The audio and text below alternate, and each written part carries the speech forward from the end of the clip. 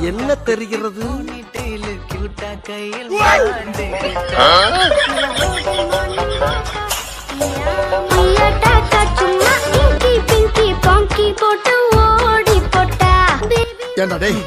எனக்குன்னே வருவீங்களாடா?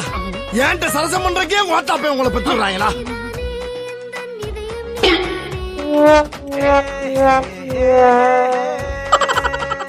தென்பாண்டி சீமையிலே தேரோடும் வேதியிலே